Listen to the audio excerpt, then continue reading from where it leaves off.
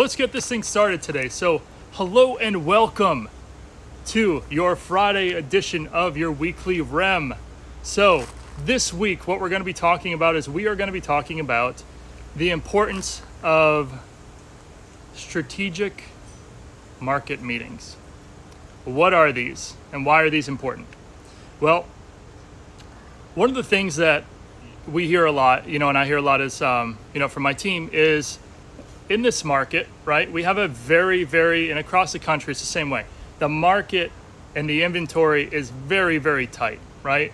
So what ends up happening a lot of times, you go out, you start looking at properties with people and hey guys, and things tend to change, right? The market's tough. You go out, you see some properties, you put an offer, it doesn't get accepted. You put an offer, it doesn't get accepted. Put an offer, doesn't get accepted. And what can typically happen? Hey, Cecilia. What can typically happen is your people get fatigued, right? They get depressed, or they get disappointed. They're like, oh man, this really wasn't, how we expected, how we thought about it in our head, right? And we've talked about in some of our past lives about the importance of a new buyer consult, right? So if you've done a new buyer consult, you've at least been proactive and kind of set them up for what's to be expected. But I wanted to talk about today about the strategic market plan, right? Strategic market meeting.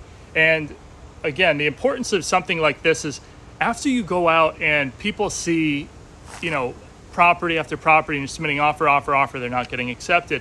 What tends to happen is people start to say, oh, well, maybe this isn't the right time. Maybe we need to put this on hold. Maybe we need to, slow down, stop and think a little bit. This isn't the right market for us, right?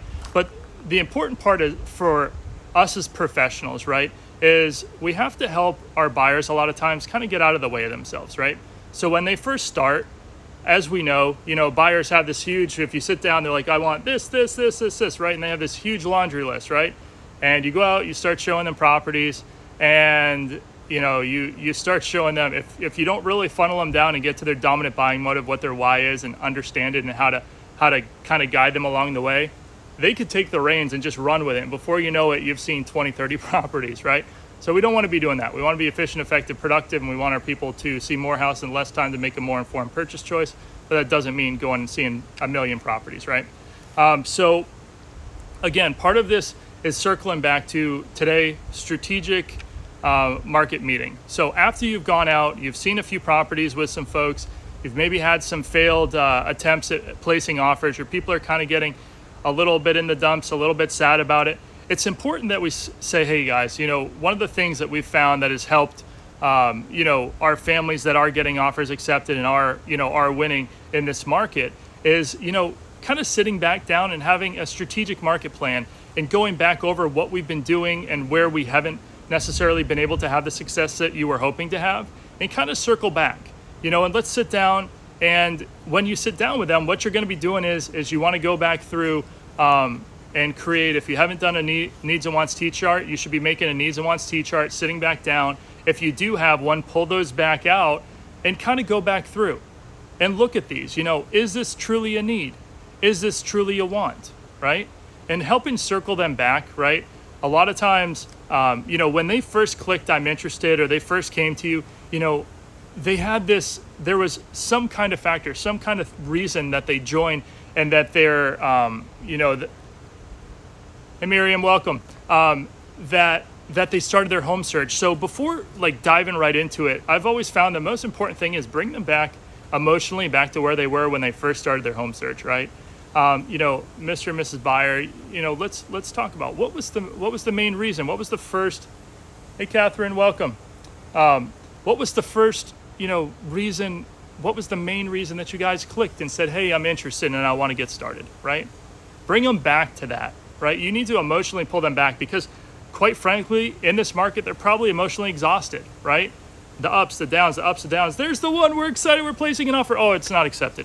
There's the one that's not accepted, right? So that's emotionally, that can be really tough. And especially if they have other things going on, other stresses in their lives, if we didn't properly set them up and we weren't proactive in helping them understand what it's like out there, that can be really draining, and that can cause anybody not to want to continue to look. It's not that they don't want a house anymore. It's just they're tired of the disappointment, right? They're tired of being let down.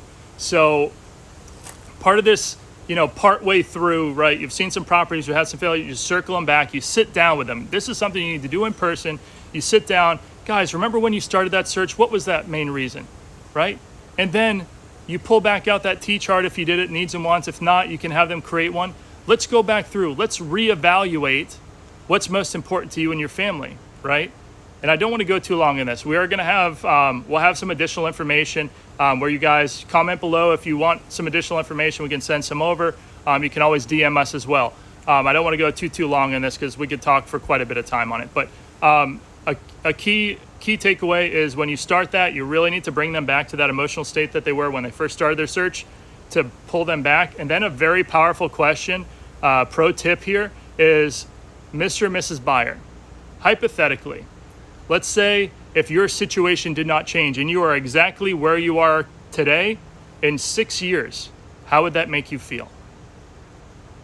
Right? Another way to word that, Mr. and Mrs. Buyer, if I was to say you're in your exact housing situation that you are currently in, and we're 6 years down the road, right? 6 years from now, you're exactly where you are. How does that make you feel? And then you don't say anything and you let it sink in, because again, emotionally, we need to help people work through. A lot of times they put up barriers for themselves, and it's not just in real estate, it's in life and in general, in career in general, right? We tend to make things, mountains out of mole mounds is a saying that I've heard, but it's just important. We have to walk people through. And when you go back for a strategic market approach, or whatever you want to call it, put your little spin on it, this is how you're going to win with people. And this is how you're really you pull their heartstrings, you bring them back to emotionally to where they were when they started their search. And then you come back in with the tactics. We've seen the properties, we've seen this, it's not working. So maybe we need to adjust this. What does this look like? Is this something that's truly important to you and your family? And then you put them in the, what if it doesn't happen, right? Because you need them, if they're truly committed to this, you need to bring them there, right? Because if they don't want to be paying rent for another 6 years and spend another $100,000 paying someone else's mortgage, and this is truly important to them, then they're going to have to come down, and we're going to maybe have to make some adjustments. You're going to have to talk to your team leader, your broker, sit down, make some strategies on how you're going to win those offers. But it starts with them and understanding that maybe some of those needs, maybe some of those wants need to be adjusted. So again, we can jump more into that if you guys want more details. Shoot me a DM. We can go further down that rabbit hole. But again, I like to keep these relatively short. So hope that some of this was of value. Hopefully you can pull something out of this and take action with it and use it right away. As always, we like to lead with value and always over deliver. So thank you again. You could be a lot of places, you could be anywhere else, but you're here with us. So thank you for joining in. Again, hopefully this was able to help you to just make a little micro change in your business so you can really start to see those maximum results. So thank you again for everything. My name is Lucas. This was your weekly REM, and we will see you next week.